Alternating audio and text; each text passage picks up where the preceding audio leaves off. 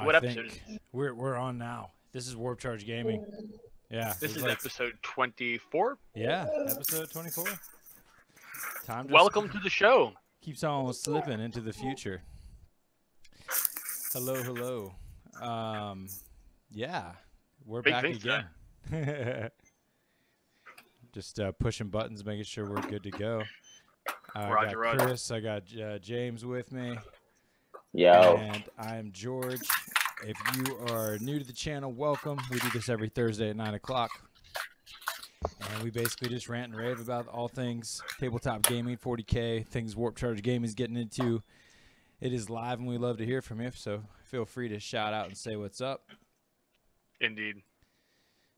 Yeah, so a lot of cool stuff happening in the hopper here. I know I'm pretty excited about life. We got particularly the most exciting thing I think I can think about right now, and it's been a trend over the last 3 episodes, is the epic 3D printed dice tray. James, you sent Pretty that. epic. You sent that to Large. me. Yeah, it took 3 days to print. Thank you, Ice Wolf. Yes. It used an entire roll of filament, so that was also pretty cool. We And printed it in green. Yes, we did. Let me give a little show. Here's the old Ice Wolf creation. This camera. Little 3D printed green screen camera. Here it is coming to life here. You can see it holds the chess clock there, holds the dice that you want to roll, and then the camera will be focused directly onto the tray via this arm here. Got logos printed right into it. It's incredible. It looks like it came out real clean, man. And this is using the 3D printer that James just got, the CDR10S? CR10S. CR10S. There's no D. Yeah. I know you're thinking of the D. There's no D. Musician, CDR, you know. We got Wander on the channel. Thank you for commenting. Thank you for watching. He's talking about some archive. Archive. It's October. Okay. Yeah, there definitely is October That is going on. certainly on the menu. Yeah, I look forward to digesting that codex for sure. Certainly. That's a big one. When's Speed Freaks actually in our possession, I wonder? That's got to be coming up in the next 2 weeks, I think, right? They said before the codex. I know. And they always do a pre-release, like a pre-order before the week pre-orders before. open, like a week. So I imagine by the 14th we'll have pre-orders for that, and probably by the 21st we'll have pre-orders for the codex. Would be my guess. You're gonna make us. Yeah, probably next Saturday would be the pre-orders. I would think. I'm tired of waiting. This is a codex that a lot of people expect, I think, to shake up the game in a big way. Yeah, I'm looking forward to it, man. I think that, speaking of shaking things up, we got a new FAQ that dropped. Is that what that was? I honestly though, sure, it gave us some. It didn't really. I didn't feel like a major shakeup. I feel like they alluded a lot to chapter approved, and that means something Carson? A lot more intense or impactful. But I mean, definitely, basically, we were expecting most of the things. Not maybe not in the way that we received them, but we were expecting that things that came did come. You know, the guard, the CP farm, that got reduced to 1 per battle round. I think there's some mixed feelings still currently that a lot of people have about whether the FAQ went far enough or not.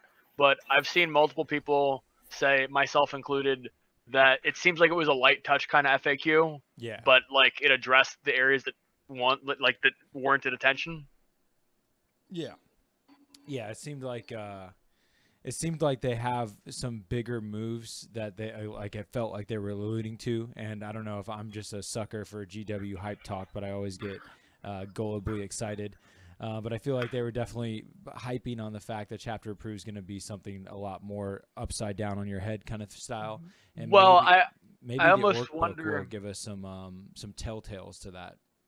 Yeah, but also, didn't they say with this coming chapter approved that it's also going to contain the sisters beta codex or something? Yeah, it's definitely that. I hope that's not what they're alluding to, since we already know that. But Yeah, Dude, that's exactly what they're alluding to. that's no Because shake that's up. how GW does us every mean, single time. James, it sounds exactly the way they would do us. Like, that's the only reason I bring it up at all. But like, yeah. Dude, we went to the Adepticon preview. We were excited to go because the last Adepticon was the drop a hint of 8th edition, and they were saying this is bigger. Yeah. And all they said is Plastic Sisters are coming next year. Yeah, and all we got at Nova was the heads of the sisters. Yeah, I'm sorry, brah. Not falling in that one. Yeah, I feel like Chapter Approved is going to be a big deal. I don't know why or what's going to be in it, but we're expecting Chapter Approved in what, December? Yes. What's some things that they haven't done yet? That they did with this. I mean, what's some of the major points that they did address, and then what's some of the ones that we feel like were still left unattended that there's still room to go. I mean, we know. Oh man, do you want me to air some personal grievances? Yeah, sure. Rant on. Let's go. So first of all, I still think like it seems like clear, especially with the changes to the fly rule, which we haven't discussed yet. But like, it feels like Games Workshop wants to address how vehicles and monsters and stuff interact with terrain. But they're still leaving like any pure close combat monster or vehicle that has like not long range guns basically is like thrown to the wolves in terms of interacting with like infantry hiding in ruins. Like, oh yeah, I'm just in the 3rd floor and like, haha, your Moloch is stuck on the bottom, you're just gonna die. I'm just like, that's cruel, Games Workshop. How dare you? Well, as silly as that is, or the way even like Knights had to get a stratagem to interact with it. Yeah. It's still silly to have models that have giant wings on them that can't jump over something whenever it seems like obvious that they would be able to. In the assault move. Yeah. I mean, a lot of people feel like there's not rules. A narrative for that. Yeah. But I feel like there is a narrative for that because additionally, like they're trying to fly over something they could be getting shot at, like maybe it'd be cool if there was some sort of like swooping charge rule, some sort of different fly mechanic charge. Didn't we bring up something about that with like the flip belts? Aren't flip belts worded differently such that you can still like do it in combat? I know that they are different in kill teams. That's the one I've been studying the most. I'm not quite sure if how they might have been edited for 40k. In kill teams though, they got nerfed. They can't move through walls and whatnot. They can only count they don't have to count the vertical distance, but they can't go through walls and whatnot. Yeah, Wander actually brings up a point that is a personal kind of conception that I've always thought was a good idea. I kind of wish, like, because you know how there's like building damage rules in like APOC? Yeah. I almost wish you could like headbutt the building to cause like some minor amount of wounds to stuff inside, and like I don't know, take a mortal wound when you roll once to wound or something. Like. Yeah, sure. But nonetheless, that's that's one personal grievance I can think of. I still think fly is too good of a rule. I think still even with the changes. I think it's my big issue is I feel like it's still, especially considering how like combat is good, but it's very hard to get into combat. I think fly is too good of a rule for things that are incentivized to shoot. It's just like, oh, I can keep falling back and shooting. I wish it was something like just like you can shoot with a -1 to hit penalty, which still wouldn't be good against flamers, but like I feel like that would be something. That's just me though. I mean, I certainly like have my own deep conceptions of the game. But the assault rules are big, especially like for obviously what's it called, smash captains, other really interceptor units where fly is a big deal. And yes, you can attack fortification, Carson. Dude, yeah. About fortifications, this new stratagem, it says everything in your army is in cover unless there's the Titanic keyword. Buildings don't have the Titanic keyword. Lol. So like you can give them +1 armor, and a Bastion has like toughness 10. So like give that a 2-up armor at toughness 10. Put all your dudes inside there, And now they also FAQ that they can hold objectives. Yep. If they have the building keyword. Yeah. I think that's you might that's a see thing. some bastions in some certain armies. Oh, dude, people Just saying. for Tyranids have discussed doing it all the time just because it's not faction specific or whatever, and like Yeah. Highguard don't need line of sight, so they can be inside and just like be digging things for the whole game. Yeah. That's Why funny. not? That's funny. So, I mean, we're kind of just going into conversation here, folks out there. But I mean, we're talking just now about we're actually talking about a beta rule that was introduced called prepared position stratagem, and That is one of my favorite things. I think it's pretty damn cool. It's a way to deal with who's going first. You have to choose to do it in the beginning of the first battle round, like before the game begins. It is if you are going second Yep. for 2 command points. And yeah, as worded, it's just if you activate it for 2 command points, your whole army counts as in cover. If you're not Titanic, well, the units that are not Titanic count as being in cover. I think everything has to be in your deployment zone as well. So if you do any sort of infiltrate type shenanigans, which is another thing that went down as a pretty big change up, is that they made it so everything that comes in from reserves now must wait till turn 2. There's no coming into your deployment zone on turn 1 and then wherever you want on turn 2. It's everything that deep strikes, it comes in turn 2. Some things Also, were made to have deep strike, like the Eldar Rangers. They had to no longer get infiltrate. They got a deep strike. And then go ahead, James. Yeah, let me speak on this infiltrating because, like, that's my army. Yeah, I was about to mention the rule set on that. Yeah, and, like, I'm pretty much blindsided by it. I did not see it coming. I really didn't. Like, I understand, like, I can give some people feel badsies, but by putting my army so close in the beginning, like, it wears away at the army so quick that I have nothing left towards the end of games. So it's like, if you can keep cool, calm, and collect, like, it's really not that scary. Like, it's only for, like, the noobs, like, that just don't know how to handle, like, that pressure. So let's describe what you're actually talking about, James. And that's that. So they made it so that whenever you come into the, like, when you have that infiltrate capability, like, say, the Alpha Legion or the Raven Guard, you can move up to 9 inches when you enter play, but you can't get within 9 inches of the enemy models. No, you got to be outside of 9 of the enemy, where before you could arrive and then move and get with up to like 3 inches away from the enemy. Well, yeah, it was, they completely changed how this stratagem works entirely. Yeah. So it used to be before the game began, they appeared from the shadows basically, and you were 9 inches away from the enemy, and that was before the game began. That was your deployment. Forward operatives. Yeah, forward operative or the Raven Guard one. And you would then move, and your standard movement for most of your guys are 6 inches. Mm-hmm. So now you're 3 inches away, and if you have berserkers like I did, you take a banner that lets you re-roll your charge in case you get that snake eyes. So it was one of those things where it's like you're guaranteeing his turn 1 charges if you got to go first. Yep. But if you went second, then you get to place them anywhere on the board, and you can put them inside buildings, like anywhere you needed to, as long as you were 9 inches away. Now, the way they nerfed it now is you place them in normal deployment. You just declare this unit having forward operative. Mm-hmm. And then before the game begins, they can move 9 inches forward, but still have to be 9 inches away from the enemy. So, for instance, Nurglings did not get nerfed in this sense. I can still be 9 inches from your deployment zone. Instead of just 9 inches from a unit. I still must also be 9 inches from a unit, but 9 inches from deployment zone. So if I put Nurglings up front, and then you can move 9 inches close, but you have to still be 9 inches further, I just made you waste the command point because I put Nurglings up on your line. Yeah, so they didn't really universally create a change to everything. This is specifically like Raven Guard and the forward operatives, Alpha Legion. Yes, just to those 2 factions, those 2 stratagems are the only ones affected by this.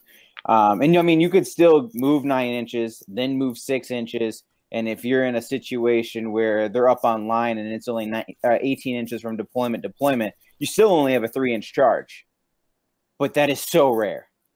Like, and the thing is, if you go second now, instead of making your 9 inches forward, you may make your 9 inches backwards, but you still can't, like, go up in a building that you saw was prime.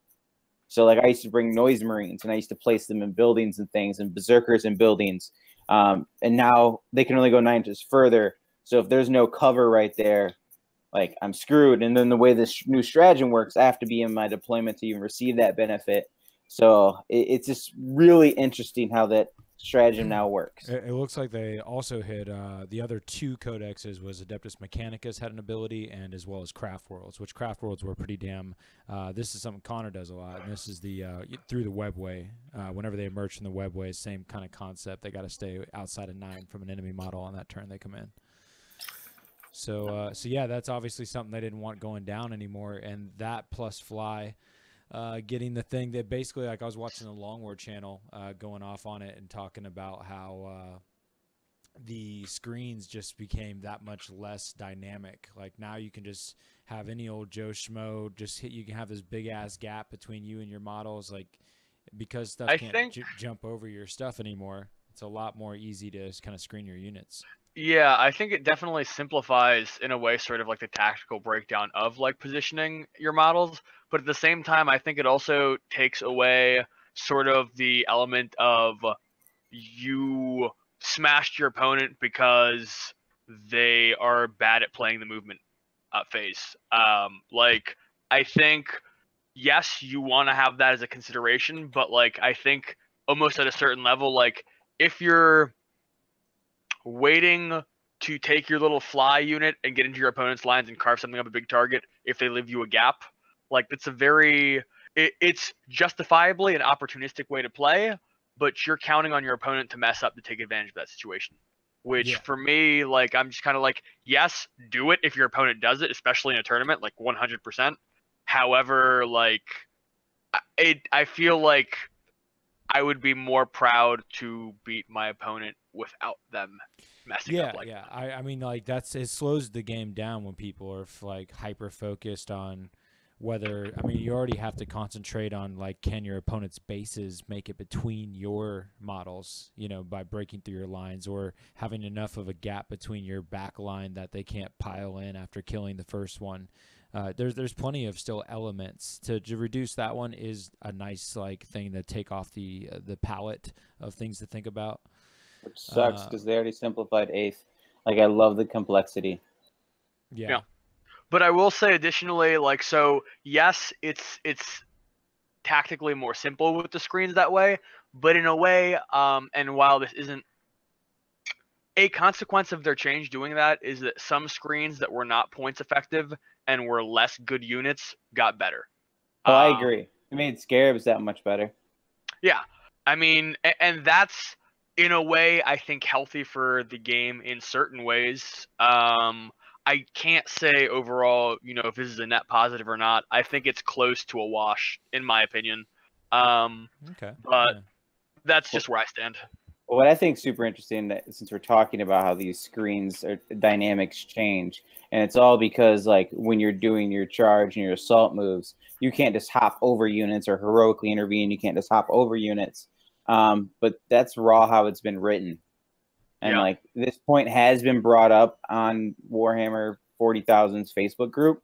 I got that. And we even have a screenshot. And this is months and months ago. Yeah. And no one played it that way because it wasn't dynamic. So like the more competitive scene you saw didn't play it this way because they wanted that dynamic aspect to it. But really this has been raw all along. So for me, like I've always played in a way that like I knew this. Like since I know this is raw how it's supposed to be, I need to take these type of measures currently. And then when Smash Captains did what Smash Captains do, I'm not going to be the guy that bitches about it. But I played in a way that like now I don't care. It's like, cool. Now you just made my 120 cultists that much better at screening. Yeah. I will say there are a few really weird situations. I've seen there's someone who draws comics for 40k and like really crude drawings, and he made a really funny picture of situations where the fly roll isn't intuitive, such as like if you have a demon prince on a building and your demon prince has wings, and let's say there's a building 4 inches away and there's something else on the roof, like let's say just a squad of attack marines. So like the flat line distance is only like 4 inches on the charge, but now because the fly rule doesn't work in the assault phase, you have to measure all the way down the building, then all the way across, then all the way back up the other building. because you don't get to measure straight line distance anymore. So like the charge actually ends up generally being like 14 inches. Like it makes a lot of like plateau to plateau kind of jumps in the assault phase basically impossible. Interesting. Yeah. Consider that. Yeah. That is an interesting one. And like people like might like out of just being ingrained in their psyche, they're gonna jump up on that building and then they're gonna go to charge and be like, fuck. And you can't do it. No. I mean I'm gonna call people like I'm gonna be what was it? I'm gonna be a complete Tony on that one. Like, be like, sorry, hey, bro, didn't you read the new FAQ? Oh, nope. I'm not gonna let you do that, brother. I'm not gonna let you do that. And they're even like in the movement phase. They're like, yeah, I'm just gonna move up here, and then I'm gonna charge your ass, and you just like zip your lips. Yeah, I'm not gonna say anything. Yeah, and then when they go to do it, be like, nope. Man, it's so funny you're talking about this, but when you actually see that happen in real life, like players doing this, yep. It's like, oh man, it's real. This is a thing.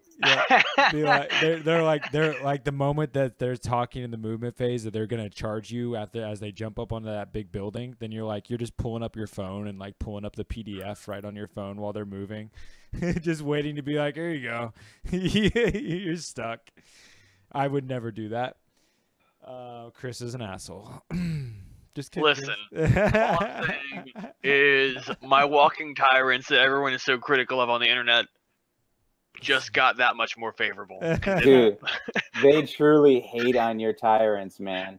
I look at these comments and it's hilarious. They think you're a retard. Or a woman. I don't know what's better. And I am not one of those politically correct people. I am a libertarian. I know. I mean, even on the Tyranid forums, man, everyone's like, why are you running, like, walking tyrants? I'm like, dude, like, I keep winning a lot of games. Like, I know I'm not necessarily playing against the most diverse group of people, but, like, I feel like I'm not playing against soft lists either necessarily. And they're still, doing well. Yeah. World. I'm part of that dynamic. Yeah, I ran. People. Yeah, when I went to that Lynchburg tournament where I got second place, because of that draw, I was running all 3 walking tyrants. So suck it. Yeah, that was like 14 people, and I mean that had like some really good people there. Patrick was there. Ali was there. Yeah. Connor was there. Respect. Sounds like a bunch of schmoes to me. Yeah, you're right. but they're better 40k players than I. So the fact that I got second, they need to all feel horrible. As far as I'm concerned, because I'm terrible. Okay, so let's see. There's probably more FAQ stuff to talk about. Everything else was like faction specific. We had like Yakarn can start on the board now. We got the CP hikes for Knights and for Blood Angels for the Smash Captain, the Agents of Vect for Dark Angel, Eldar Drukari, excuse me. These are from here it was just like kind of individual factions getting the nerfs, the ones that were on top of things. We got the command point farm got reduced to just 1 command point per round, except for a few special circumstances. Do you think that was the right call? Is that what we were looking for? I feel it's the right call without changing all the individual rules to like only on a 6-up. Like I think that would have been the best way to do it, is just on a 6-up, and maybe you could stack or have it how it is now. But I mean, I think it's good foresight. It's just it doesn't matter. Like the combos that crush people can still be done. Yeah. And that's the thing, is they were trying to eliminate the combos by making things cost more. No, what you change is the way they build out their army. Instead of abusing all aspects of it, they'll just abuse one combo, but take enough like brigades of cheap units to just get those command points. I think also, and I could be wrong, I think part of the reason they were very light-handed with this FAQ is I think they already had a few intended changes possibly ready for chapter approved. I expect at least a few Knights to go up in cost. Yeah, if they hike points, then that will change it for sure. Exactly.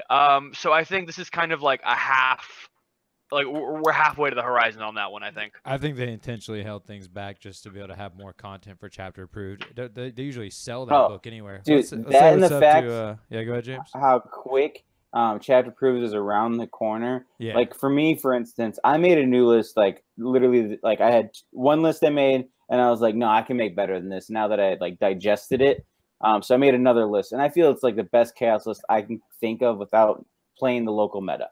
And with this list, it made me. I got to spend $200 more for models. But by the time I get those models, I paint those models. Chapter approved is going to be here, and it's going to be useless. And it's going to be on to the next thing. So I feel it's genius by only giving us half of it.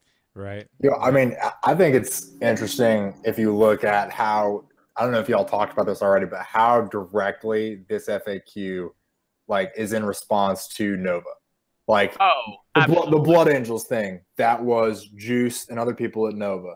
The Cabal, the Blackheart model on the board, that was Nanavati at Nova. The whole like just shellacking of that Imperial Knight list was half the field at Nova. Like that wasn't like that wasn't the September FAQ, that was the Nova FAQ. Okay, so since you have that mindset, the only other time they come out with a big FAQ like this is after Adepticon, and they have completely different mission sets.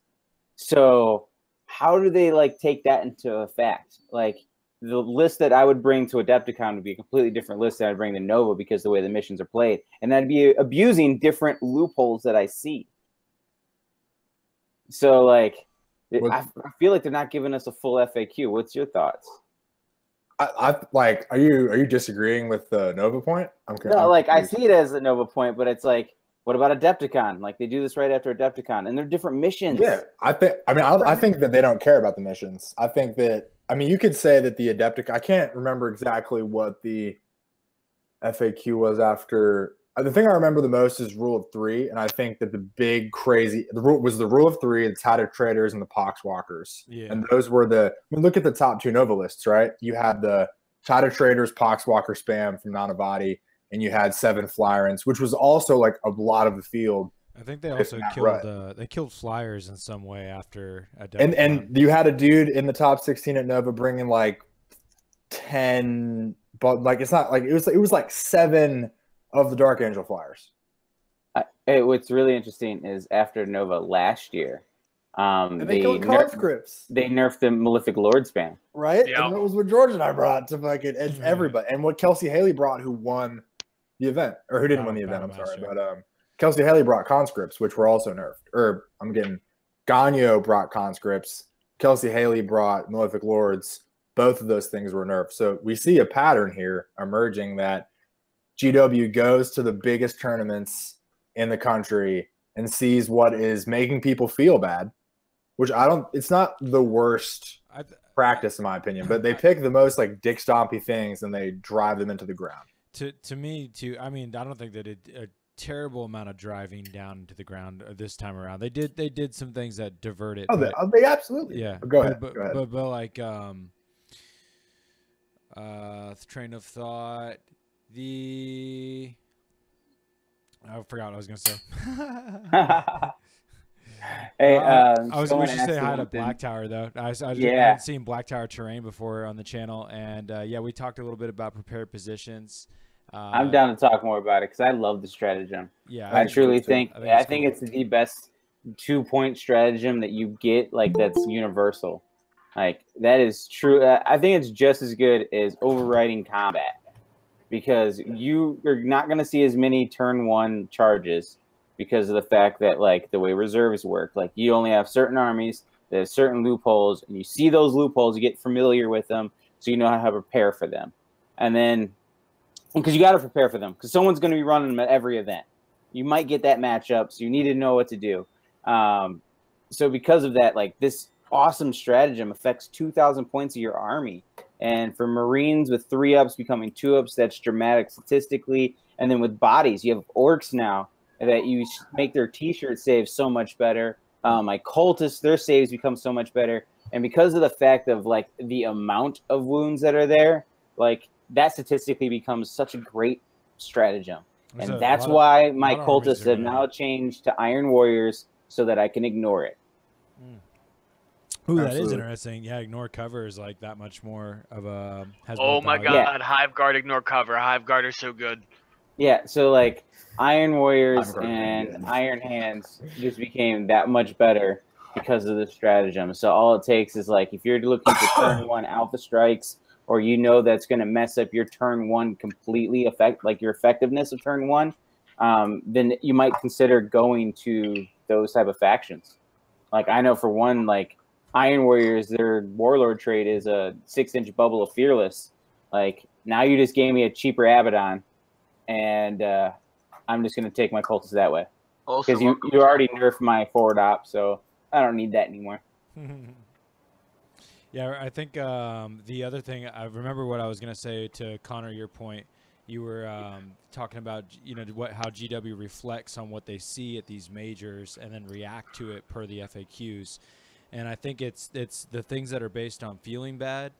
What causes like a negative impact to the overall feeling of the game, but then it's also when things become auto takes. I like it. My favorite thing they do when they FAQ something is when they take away an auto take situation, because I want there to be variables and for everybody to have a unique flavor to how they decide to run something. I like it to be good when synergized with other things and not just like, well, this is the best thing in the book, so this is the thing you should take. And I think that's a lot of what they look at, and whether missions or not, whether it's Adepticon Nova or wherever, it's Absolutely. Fire Gaming guys. They had like a great breakdown of like there was like these key elements of what they consider to be the Knight CP farm Smash Captain concept. And there was like the main redundancy was that everybody had a CP farm Knight concept, or with a, they were either using Smash Captains or they're using Custodes. It was like a redundant variable across many different players. And I think sometimes the FAQs are related to that within specific forces, and paired with like the negative feelings that some people might have. Going off that, I know you guys probably already talked about fly, but I think that the fly nerf is in that same vein of like making people feel bad, because I think it's cool that you can throw your Smash Captain or your Solitaire over a screen and have him murder a bunch of stuff, or your Shining Spears or whatever. But nobody likes that when it happens to them, and nobody wants to go to a GT and have a Smash Captain Deep Strike 3d6 and like they made a screening error, which I mean is their fault, but it still is just a horrible feeling when you're like when you see it right before the guy's like, I'm gonna charge right here, fight twice, and kill like Abaddon or kill whatever. Yo, question, Connor. Can Harlequins still? They can't. They can't. They called that out, so Harlequins cannot. I played Harlequins the other day at the game store, and they are significantly worse. Yeah, I was gonna say, like, dude, like Connor and I have a Space Wolf versus Harlequin bat rep that we did just recently, and due to him playing Harlequins, I had to make the tightest, wackiest onion bubble ever because I was so concerned about him jumping over my characters, and it really affected my Space Wolf 6-inch Glorious Intervene because I had to bubble wrap so tight. And now I can just have this easy ass wall, and you can't jump over it.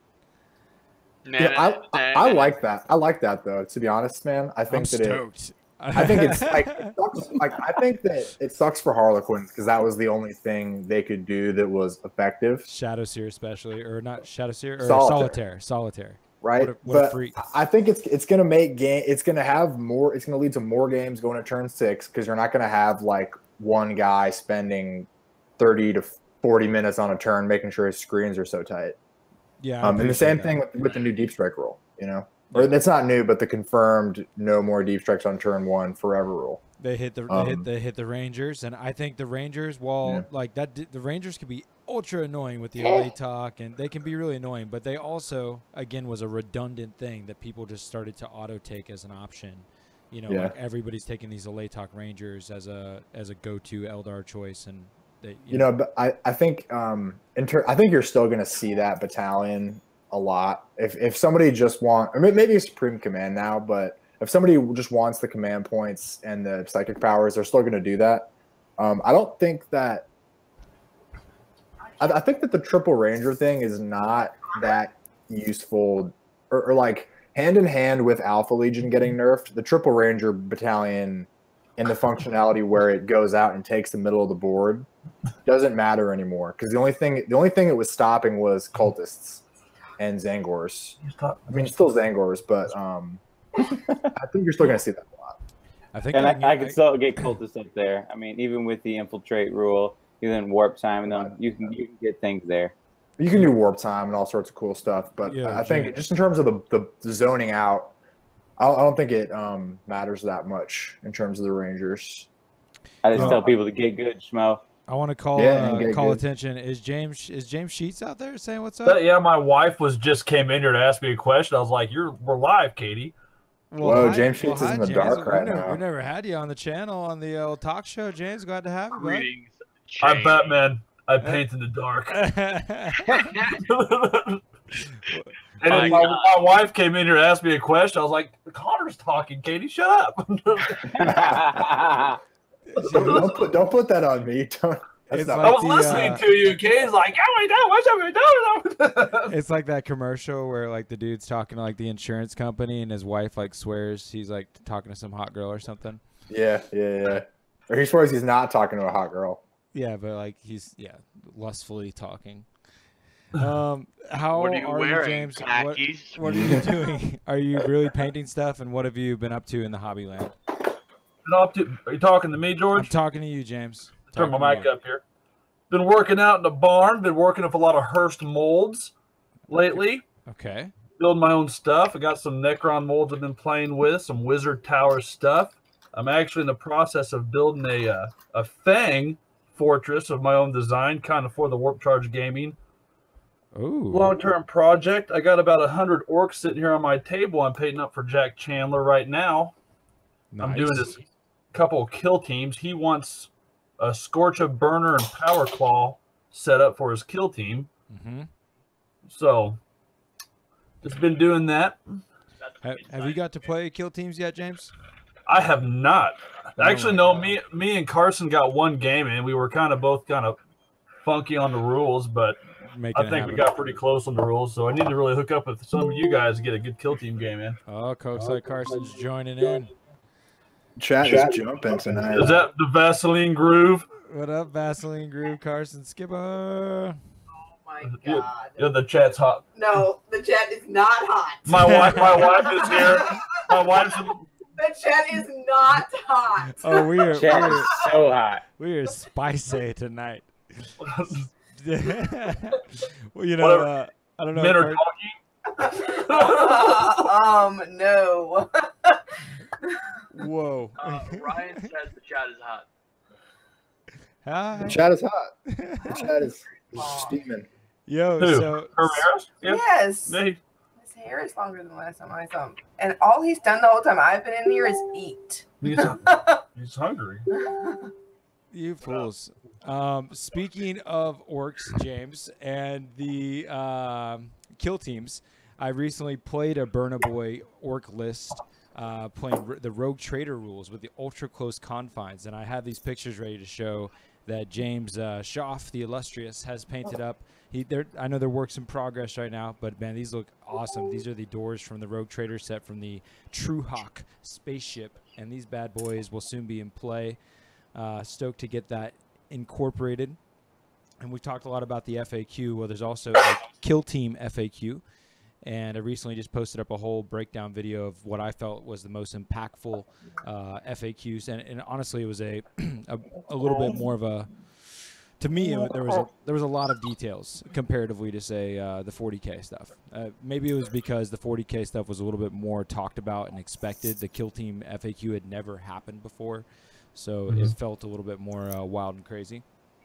But there's a video up on that now, and that's pretty cool.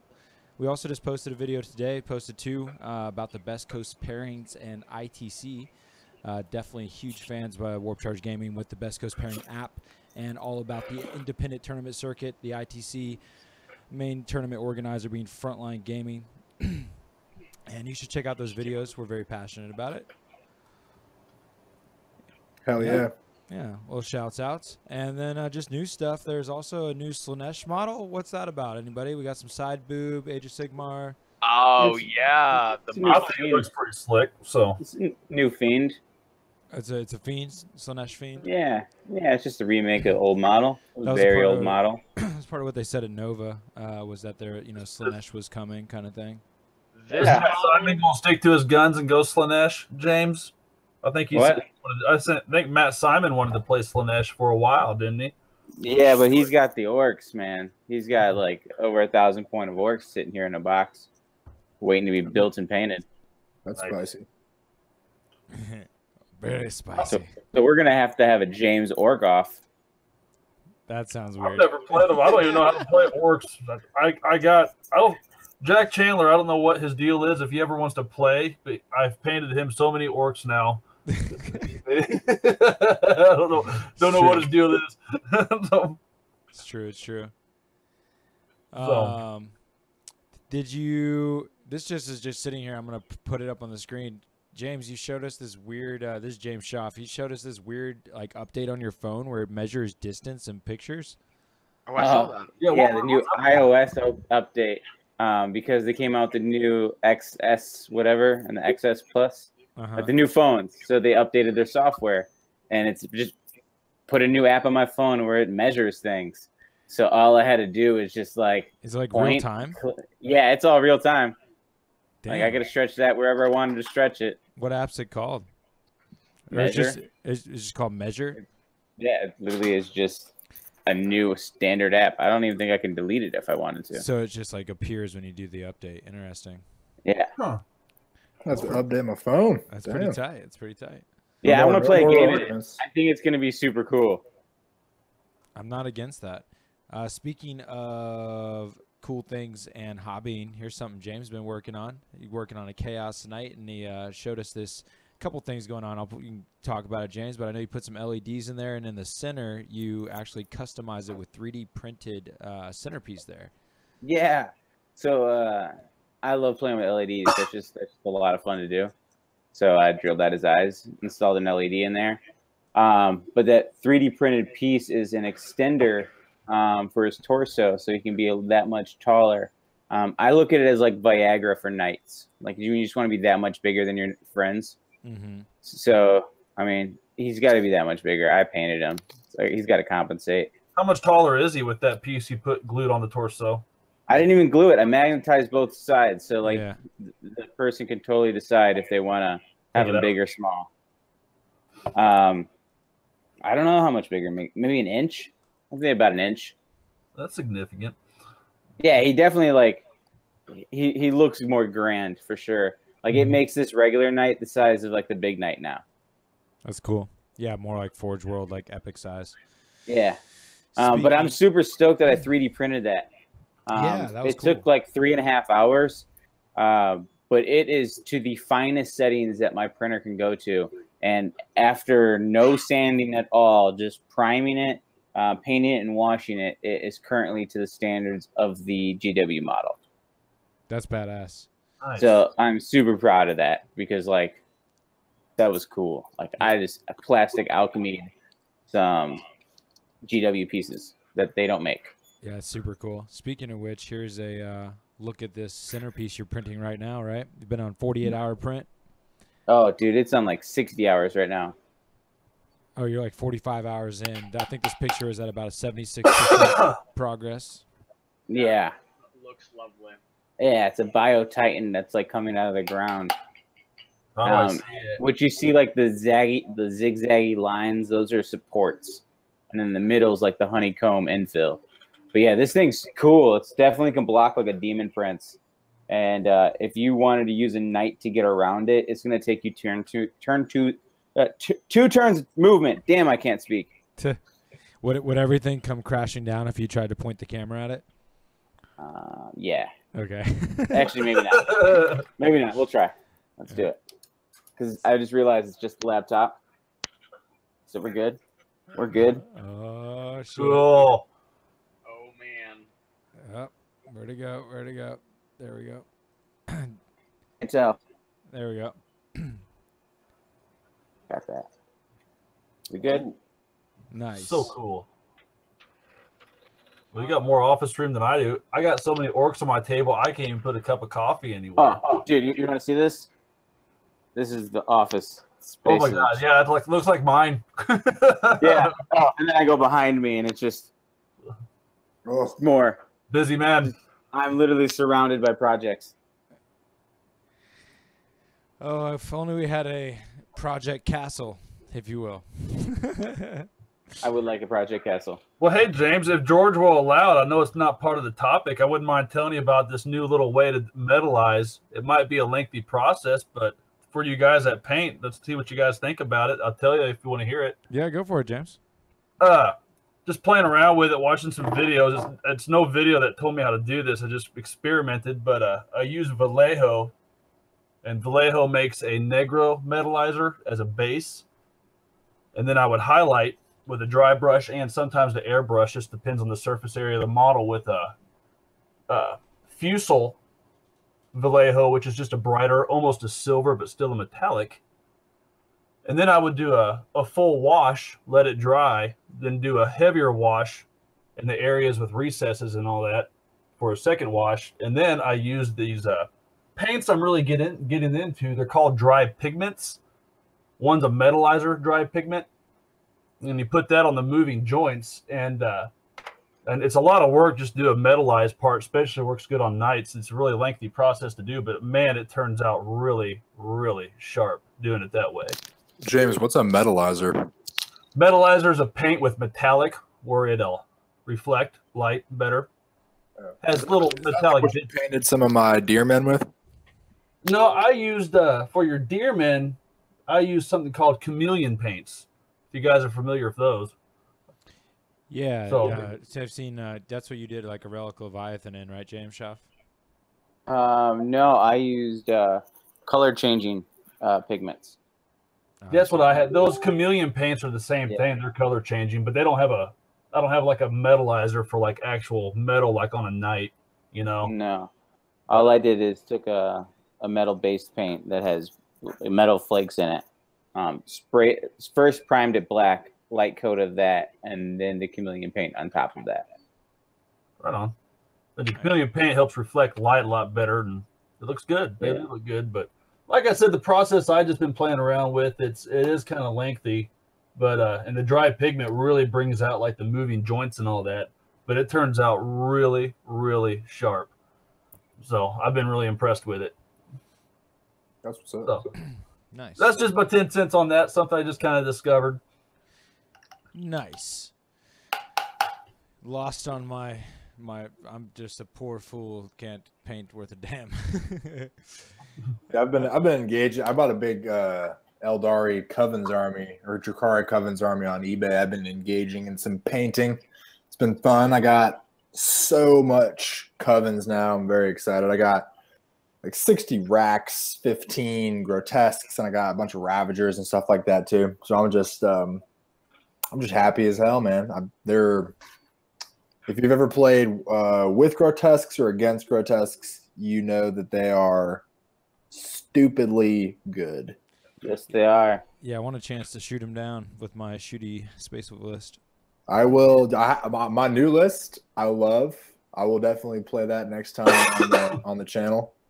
It's got the Incarn back in there, and she can. I don't know if y'all have talked about this. I doubt it, but the Incarn, for all you Eldar fans out there, can now start on the board, which is really freaking good. We mentioned it, but not with as much enthusiasm. Well, man, We mentioned it with zero enthusiasm. Well, James, I expect that from you, my friend. So I was playing last I think it's cool, Connor. You're my boy. And I have my boy Morgan Ra, who is one of the only useful Phoenix Lords in the book. Morgan Ra he's like a Dark Reaper with a great Strength 6 weapon. I cast Soul Burst on him in my first turn, which I would never been able to do before because Incarn's never on the board first turn usually, especially on my turn. And he was able to get me a kill in the ITC format on turn 1, which I am like not used to with my list because I have almost no shooting most of the time except for Guardians. So I have no turn 1 shooting. But now I have like at least a semi-reliable chance to get a kill on turn 1 with my list now, and it's pretty much just because the Incarn can start on the board. and because I put Mog and Raw back on my list. So that's just my 2 cents on why everyone should start playing Inari, specifically just with the Incarn. You know? Dude, it's just because he was a schmo. You can't do that reliably. Well, with the casting. I'm just playing with you, man. Stop playing with me. Stop. Calm down, Connor. I have emotions. Damn, dude. I hope that Chapter Approved doesn't hike the points on grotesques a lot. I sense. Oh that yeah, it's happening. It could probably. They're like, I don't think that they are ridiculously undercosted. Well, what makes them good is the Prophets of Flesh and with Fury and Raccoon. See, that's the thing where we go back to George's point about auto takes. It's like in a competitive environment, I see zero reason to take any type of coven except for Prophets of Flesh. Yeah, I agree. Like, I don't even know what the other ones do, and I don't even care. Like, it's never anything I'm going to read because, like, tell me something that's better than a 4-up invuln on a T6 model with 4 wounds. Nothing. Nothing. That's nothing. That's why if I want to beat Cortez, I need Death X to go off. You and need it Death sucks X to that it's go an off. 8, and you get to try to deny it. With, like, against you, James, I'd probably take a specific psychic power where if Oh, Connor froze. I lost him, dude. Yeah, I lost you. He was talking shit, and Corn was like, "Nope." Yeah. Hey, but let me put a record reverse real quick. Is Carson out there? I mean, I'm sure Carson's excited about all the Necron stuff that went down. Oh, Dude, God. so much Necron stuff. Your pylon can't deep strike turn 1. Your race can't charge through people or terrain. Yeah. And you got one unit that sucks that can ignore cover and some scarabs that got a little bit better at screening. Wait, did they get rid of the Wraith thing where they're like, Yeah. ghosts? Yeah. What? You What can't gives- do that in charging. No. Jesus What Christ. is it, phase out or something like that, where they can just walk through walls or something? Yeah. Wasn't that the reason you took Wraiths? Was because they had a 3-up invuln and could be ghosts? It's fucking. Yeah. That's absurd, man. You That's hear just that, Carson? ridiculous. We're talking to you, man. Necrons suck. Dude, it's not that they suck, just they get no love. Yeah, no doubt. Would you rather be a Grey Knight player or a Necron player? Necrons. I'd rather be anything but Eldar. Well, you're good on that. Like, I have so many factions to pick from. I want to play Necrons and kill teams. I need to get me some. Oh, I was muted. Yeah, what's up, dude? We were talking all that shit. Carson. James, Wraiths don't use fly to charge. Like, they have a Wraith flight special rule that lets them move through terrain. Is that affected by the new fly rule? Yeah, you have a snidbit in your FAQ about it. Wow. That's one thing I didn't read. Oh, I'll pull it up. That's interesting. I didn't know that. I thought we didn't get any changes other than the, pylon not deep striking turn 1. Yeah, your Necron Facebook groups are pretty upset about this one. I'm not on Facebook. Fuck them. Cannon Protect Raves. Well, First I thing. don't think it really mattered. Like, I didn't see a whole lot of race and competitive builds. Oh, I Too know, right? expensive. Oh wow, yeah, it's right there, and it's the very first thing in magenta on the FAQ. Magenta. It's so bad. I call that pink. The Cannon call it Protect magenta. Raves. It basically reads just like the FAQ, where they can only get that during the movement phase. Interesting. Yeah. Yeah. It's not like anybody brought Wraiths anyways. Wait, they brought them enough for them to be like, you know what? You can't do that. That one cool thing they had going for them. There's Night. an edit to the Night Scythe. I don't know if that makes it any better or worse. Really, I don't know if it's just What? a clarification. The Night Scythe invasion beams, they change to read. They set up the unit so that it's wholly within 3 of this model and more than 1 inch from enemy models. The unit that has just been set up counts as having disembarked for all transport. It's probably just a clarification. Yeah, that's nothing. That's a nothing burger. Yeah. Boring. Yep, that's the Necron's FAQ. Whoa, sounds kinda lame. I'm gonna mute myself again. Okay. Sounds great. Carson's out. Carson's done with I'm it. out. Life. Necrons are over. Contribution done. Well, at least the Space Wolves, I was the most happy about Ragnar being able to take his pet wolves onto drop pods and transports. That's really fun and cool. I'm so Pretty happy that his wolves got the character keyword. So for Yes. Headhunter, that's easy points. Oh. Heyo. Here comes James with the whack perspective. Also, don't forget, every time you use that lone wolf stratagem, that's a character. Yep, I love it. Guys, I'm just So trying they to could have have fun. 2 characters, and I'd be like, nah, I'm taking Headhunter. God. Bunch of dicks. Whatever. At least I'm going to be losing on this sweet-ass dice tray. Yeah. Is the dice tray in Richmond? Dude, I In honestly think No. Wolves of Codex is awesome. I think there's a lot of combos there. I think there's a lot to play with it. I almost think if you want to go pure Space Wolves, the Brigade is the way to go. And I know that's how George has been rocking them. There's just lots of great combos for shooting, for combat. Yeah. The fact that they get the +1 to hit is so awesome for Power Fist. It's strong. And then the fact that you can go like lone character Space Wolf, do that on a las cannon, dude. It's like, So good. oh, so good. Like there is so many good combos. I truly like their codex. I just think it takes a unique player to bring out that flavor. Definitely. Yeah, even when it was in their index state, I didn't feel like I was ever like walking into a battle I was about to get just crushed on. Is like you might lose the points and whatnot, but like you can usually kill stuff. Like you feel like you get to put them on their toes a little bit and go murder things, but you usually end up losing in the end. I Not kind of feel necessarily that's now, how it but- works are. Yeah, same thing. Yeah. I'm really curious about the old Orcs. We found that with the leaks with their like different war bands or whatever, their clans, that they matched a lot of the Tyranid stuff, just like written in a Yeah. little bit vice versa way. Mm-hmm. It's gonna That's be true. Like, it's gonna be like the Tyranids, dude. Like basically. Fallback like, and charge orcs are going to be oh, ridiculous. I'm so mad Space Wolves didn't get that. Yeah, that would have been a fun one. I've never been able to get my head around why GW doesn't make the poster boy faction good. Because they have before. Well, I guess I wasn't You weren't around. for that. I mean, I think they did it right with Custodes. I think Custodes are like what Marines should be like. So That's why they made them. Yeah. Like, 7th oh, it fucked edition, up. there was, Imperial Super Friends.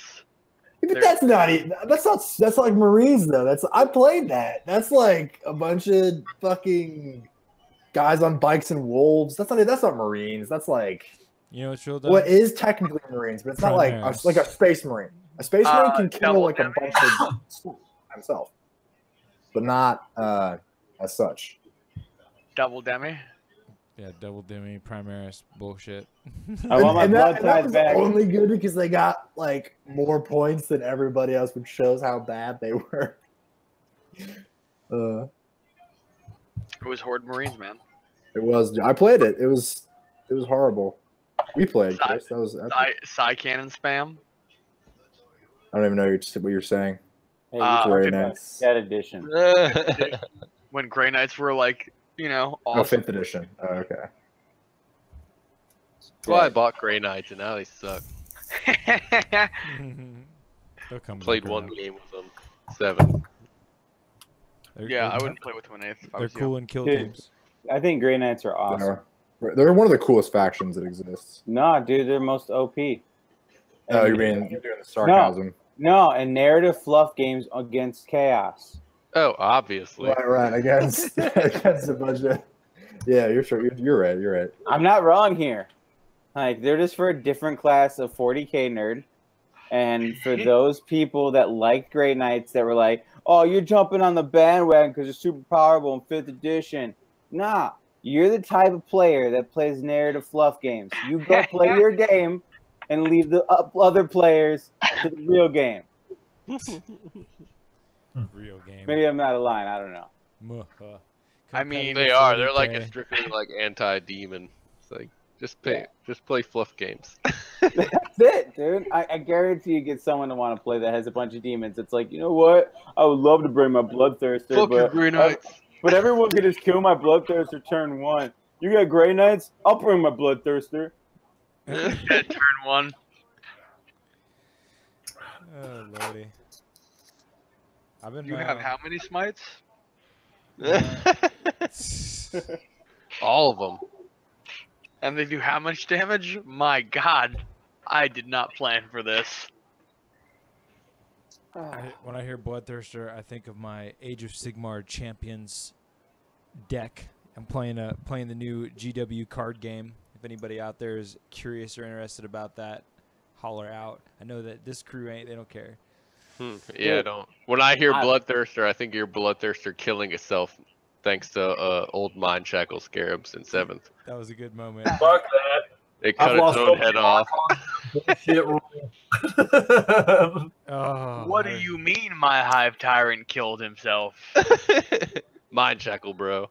Yeah, that used to be like the like make me just feel gross inside. That's how you killed Archon with a Shadow Field in 7th. Oh, just Mind Shackle him. He'll cut his own head off.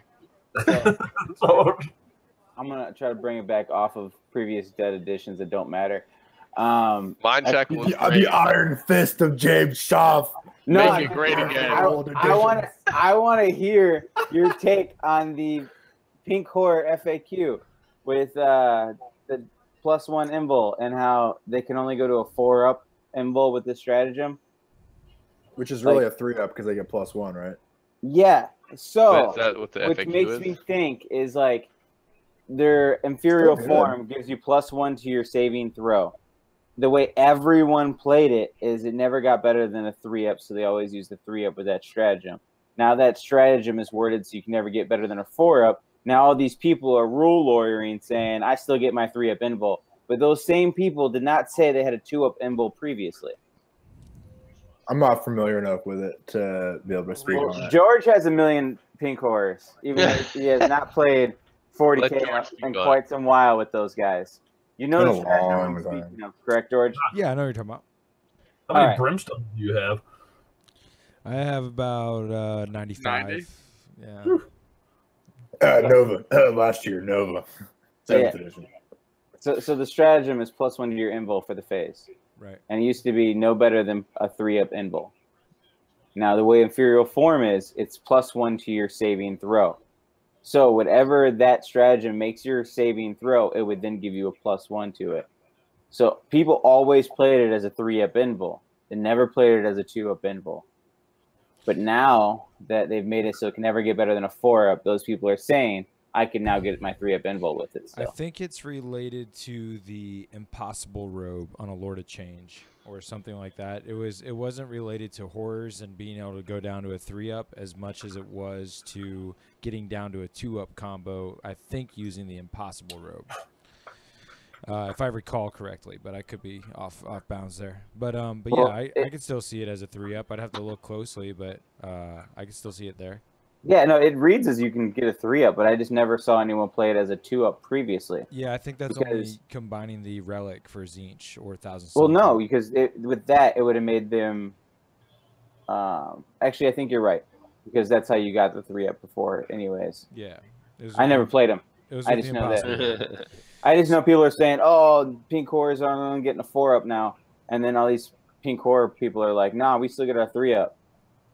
And it's just interesting, like, seeing the mathematics on that. I hadn't ran into people arguing about that yet, but offhand, I'd probably my intuition tells me they're talking about the Impossible Rope combo, and that this is different. Gotcha. I've heard rumblings of that as well, about the Impossible Rope specifically. Did you ever play it with a 2-up? Because that'd be pretty nasty to have invul on something like a Lord of Change or something. I'm like Fiend Weaver. I never liked bringing those big guys. Like, it always, like, the big baddies always seemed to be not worth it when they got killed. Now, granted, you give them a possible rope and stuff, it can work out, but I never ended up going with the combo because I liked running, like, I just thought 90 shots from a 30-man blob of horrors was even cooler, you know? And I would usually throw my points into stuff like that. More smite, more horrors. Smite horrors. That's pretty much where all my points went. Yeah. Or a bunch of demon princes. Like, I could probably get excited to play some Chaos again just because I've had them on the shelf for a while. But it got pretty rinse repeat of like just a bunch of Demon Princes or just a bunch of Smite or I mean I know you play them very dynamically, which is cool. But the way that I would run them was generally cheesy. You know, 3 Tyrannofax is what? right? Oh yeah, I was thinking about this. God, dude, there was a Kill Team Facebook post today. I'm not gonna like go pull it up or anything and be pulling shame on this dude, but like he like I gave him like all the page numbers and all the page and like wrote out and like put in big capital letters the parts that say exactly what he needs to see. And the guy's like, I guess we'll just have to agree to disagree and wait for an FAQ. And this is talking about mortal wounds, how they do singular damage. You know how like if you do D3 mortal wounds, it's really just 1 wound at a time. There's no single damage. Kind of like with like the Nurglings, how they could shrug off. They can only shrug off things that are multi-damage weapons, but like a D3 mortal wound isn't actually multi-damage. It's multiple single damages. Yeah. It was that whole conversation, and you know I gave him all the page numbers to express how mortal wounds work inside of kill teams, and dude was just like, well, I guess if some of us are gonna choose to just blatantly ignore things, when this is the guy like totally ignoring the words that I put in front of him, and he's giving no context to what he's describing. People are stupid is what I was gonna build up to, and basically say, Dude, George, you sounded more like me, man. you know, we were just talking about the pink horror thing, and you know, some people are like, "Oh, it looks like this way," and that people are arguing something. Like it sounds like, you know, there's so many like things that like pretty much are either expressed through lack of the words saying otherwise, or you know, it pretty much like says it, and it just doesn't necessarily always feel right. And people will just argue sometimes until they're blue in the face, even when things are FAQ'd in front of them. It's crazy. It's crazy. People are crazy. Sick-sad world. People are strange. What else happened in the FAQ? It's a sick-sad world. Necron's got shit on, that's what. Stratagems have gone up in points. Like Stratagem's gone Agents up. of Vec is the best stratagem in the game. So now it's the only 4-point stratagem in the game. Yeah. Still worth it. Accurate. Depends on what's being Oh, cast. it's so worth it. And I think with the combo of only getting 1 stratagem back and that like getting all of those stratagems back on like good dice rolls, like I think that's pretty decent. You're only going to see Agents of Vec pop up on you twice. Yeah. I think that's fair. I don't hate it. A lot of other stratagems went up in points. At least 3 knight stratagems went up to 3, and the the Wings of Fire for Blood Angels went up to 2. Yeah. Yeah, plus the fly thing. I think the fly thing was almost. Do you think that the fly rule came about mainly to deal with Smash captains, or was it something they were already intending to do before that got abused? Dude, I think it was raw. And people didn't see it coming. Oh yeah, Because good point. the way I agree. Yeah. the way that people play the Blood Angel dudes is like they can be up on buildings and then charge like 2 inches when they were like 9 inches high away from the building. Right. And at Nova, the Invitational, they let them play that. But then you guys, when you played regularly, they wouldn't let you play that. Like you weren't allowed to get up on top of those buildings. Like you had to declare your target and your weapon, and then they could use their stratagem. Like they changed rules on the fly right there. So like as soon as you saw that, it's going to be like, oh, well, that's how they always intended it. Yeah, So that fly rule pretty much gets rid of like a 0 to 2 inch charge. It has to Yeah, be 3, it's always going to be 9 or more, 9 or more. Okay. or unless you have a +1 or something like that. Well, Necron still can do their combo with their Overin and Deceiver and Dark, and their like Yeah, Veil of Darkness Veil. or whatever. because you can veil like what is that one dude, Zirkin or whatever his name is, and then Xandric. Yeah, you bring him over, and then he's within 9 of the enemy, but then you bring Overin his bodyguard over, and then he just has to be within 6 of him, but within an inch of the other dude, and he can bring a unit over. That So, is like- so much points though for like. Oh, such it's a little ridiculous impact. amount of points. But you can put a unit within an inch of their models turn 1 with Is like a it bunch worth it? of supporting No. characters right there. Oh, trust me, I look at every Army's codex on how they can get you turn 1. Well, y'all, we've hit the hour and 10. Is there anything major that we want to grab out there? Shout Isn't out there like a kill team tournament or a Shadespire tournament coming up soon? Yeah, that's fair enough. Yeah, October 13th, next weekend, here in Richmond, Virginia, we will have a kill team tournament. It's hosted on the Best Coast Pairing app. We just put out a Best Coast Pairing video today on why it's amazing, and you should be into it. It is amazing. It is amazing. Dude, I also want to know your guys' thoughts in the comments because we respond to our comments like Yeah, we do. all the time. So like, let us know your thoughts on the FAQ. Yeah, good call. Ew. And then Or if you guys want to ask Chris out on a date, I don't know. I'm a pretty girl. Ew. So, yep. You And look a long time. yeah. I'd take him out, whatever. we also have a Shadespire tournament coming up the weekend after, and every Sunday. Kill team and Shadespire, damn. Yeah, and then I just posted up in a event page. If you live locally in this Richmond Midlothian area, I'm hosting the campaign at our local store.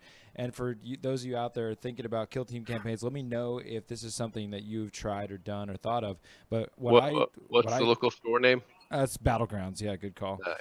What I've set up this time, because we just finished like a 5-week course of doing a campaign, like a trial run as people got used to the game. And this time, instead of doing like pairings and people kind of individually breaking off and keeping track through a spreadsheet, I'm making it so that we all meet up on a single day and I pair us up into big multiplayer battles. I think one of the things that's unique and exciting about kill teams versus, say, 40K is the multiplayer element, being able to get to 3, 4, up and even more people.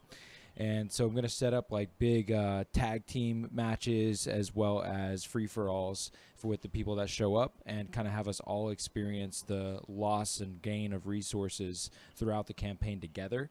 It'll be nice to be able to kind of tie in the narrative with everybody at once, everybody getting to see each other's different war bands without all being broken apart. So I think it's going to help a sense of community, and I look forward to doing it. It's probably going to do like a 3-month run.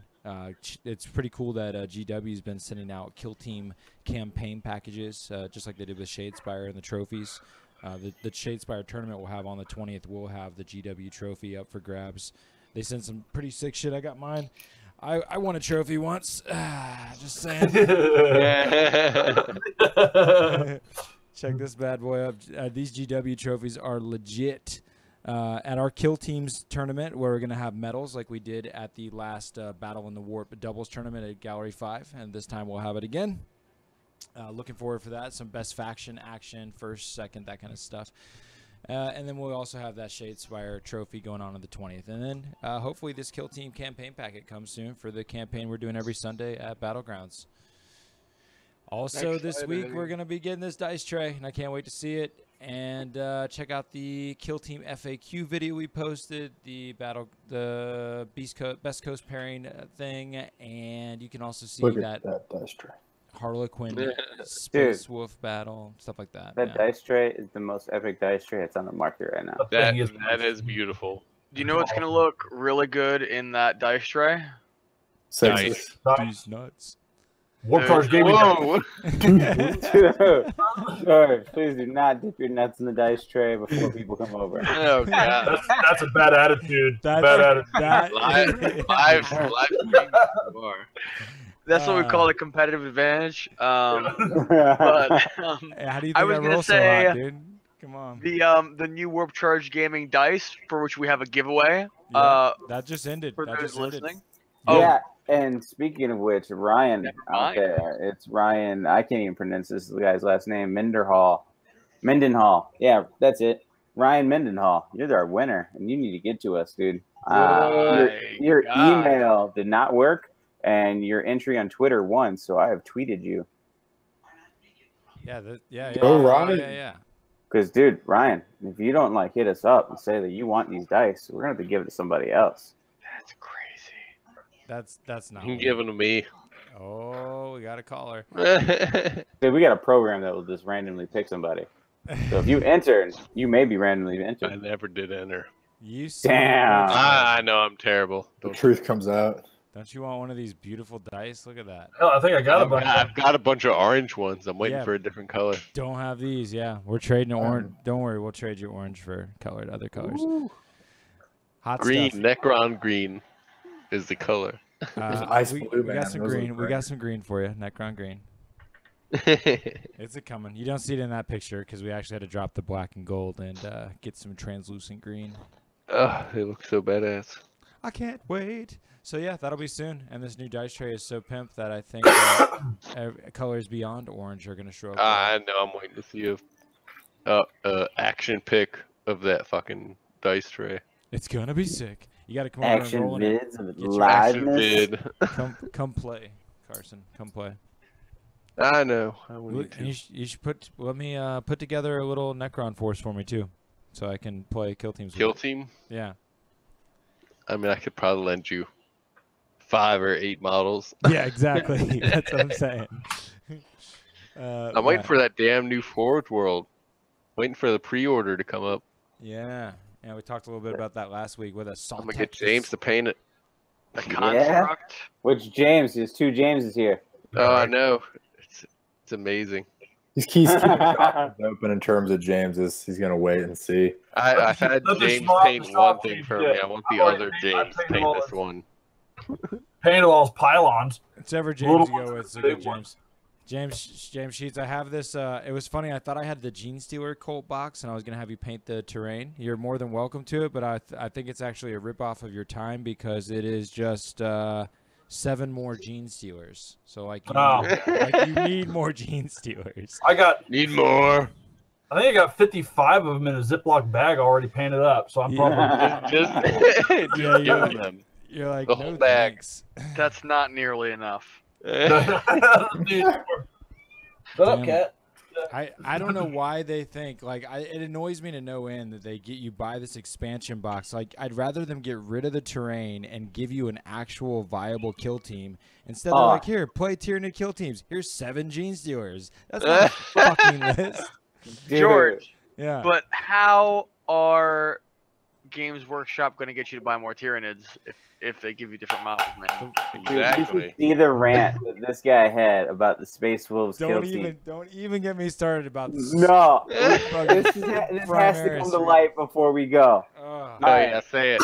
Preach. So I yeah. I stream on Wednesdays, man, and I was gonna be streaming painting his kill team for speculate. He's sent me the box. He's actually sent me 2 of these boxes. Plus, I have the starter Primaris from the starter box. So we have quite a few Primaris Marines. And we're like, yeah, we can put together a kill team. He sends me his optimized list. Yeah. I can make 1 dude Yeah. on that entire optimized list. And the rest of them are garbage. Yeah. Preach. Bastards. It's like, oh, every other weapon option is not in. I can have a knife and a grappler launcher and a bolt carbine, but there's a whole other list of shit, dude. It's aggravating. This dude snapped. I thought like a piece broke on him. I was already like kind of feeling guilty for like succumbing to playing Primaris Marines, and like this was like that. Okay, I've taken the time, I've compromised my life to figure out how I want to do this. Oh no, you got like 20 Primaris Compromised my Marines, life. and I got 1 His whole that life. that works. The issue is that the weapons weren't available. Like you just Yeah. didn't have any of the good weapons. Yeah. Oh. None of the weapon options. I'm gonna pull up my list real quick before we go, just to show how much what I thought. And what was good is I have yeah. I have a thing I want to mention real quick. Yeah. I am very, very excited about the new Goblin Shadespire kill team. Oh my god. I'm excited about the Geller Pox. James has my Geller Pox from Rogue Trader. I can't wait to see Was that. that Carson One with of these the doors. discontent? Yeah, What's the matter, I'm Carson? making fun of you. Oh, why, dude? They're gonna be so good. They're so cool. I've never played Shadespire. I'd probably like it. Yeah. Like really great, and the rules are very interesting. They like they can all move at the same time. It's kind of hard without getting like super deep into it. They can have like a all in one, like all in unison move, which is really cool. Dude, I've heard. I'm about this at the end of the month. I'm pretty excited. It's the most balanced GW game out there right now. Whoa, I don't want to play balanced. I want, You want to continually sucking with Necrons? Yeah. So you have a reason to say, "Oh, this is why I lost." I like playing the underdog that never actually does anything. At least you don't play Grey Knights. Oh wait, I actually don't play Grey Knights. you're right. I just have some. What a unfortunate tide of. You just wait till 9th edition, buddy. You'll be okay. Yeah. Dude, chapter proved all Grey Knights are 1 point. I don't know. It's pretty fucked up. Maybe it needs to, like, maybe edition 12 will be fixed finally. Heyo. It's horrible, man. We'll have their time. Yeah, They'll bring obviously, Decurion back. Necrons are the best. Pylons rule. There's our Warp Charge Gaming label. Do they? I Straight. can't even deep strike turn 1 anymore. Look at that Pylon. We always need more Pylon, buddy. So good. Buddy guy. Look at that. Inscribed Pylon. Yeah, you we need more love it. Pylon? We gave you more Pylon. Come on now. So, yep, GW Kill Team expansion boxes are ripoffs, and yes, I mean, granted, you get terrain, you get plastic for your money, okay, but you do not get what you need to play the damn game. There's definitely some videos out there though that can show you how to spend less than $50 and actually have a viable kill team with certain factions. Grey Knights being one of them. Heyo. They're actually solid in Grey Knights are a lot of fun, man. Yeah. My Adeptus Astartes list that has nothing to do with being Space Wolves. That's another just like gimmick that's silly as shit. Is like they give you a Space Wolf Kill Team expansion box, but all it is a bunch of stickers with no unique rules. You're really just playing Adeptus Astartes. That's your freaking faction. Just like if you play Heretic Astartes, you're not playing anything else unless you play Thousand Sons of Death Guard. So, anyways. There's one model in my Adeptus Astartes list that is actually makeable out of the expansion box. Otherwise, I need a tactical sergeant with an Auspex, a bolt pistol, and he's the leader. I got an intercessor gunner with a auxiliary grenade launcher and a auto bolt rifle. He's the comm specialist. I got another guy that has the auxiliary grenade launcher, demo specialist, auto bolt rifle. These are both intercessor gunners. So they give you reavers inside the box. And so far, I haven't even said a reaver. I've said 2 intercessor gunners and a tactical sergeant. I do need then beyond those intercessor gunners, tactical sergeant, then I have a scout gunner, an intercessor sergeant. None of these are reavers. And finally, I took 1 reaver. That was all that was worth it. F you. None of these are reavers. Yep. I'm mad. I'm salty. It's okay. There's a sweet Space Wolf Kill Team board that James has been working on for months now. I can't wait to get that in the possession. There's a lot of cool things coming down the pipeline. It's only been a month. We're going on 2nd month. It feels like forever. This was playing out last year. It's not. Hey, it's not your things fault. Change. Yeah. It's true. It's true. It's very true. George is very upset, regardless of the fact he wants his board. Yeah, I want the board. I mean, even these freaking dice have been feeling like forever as well.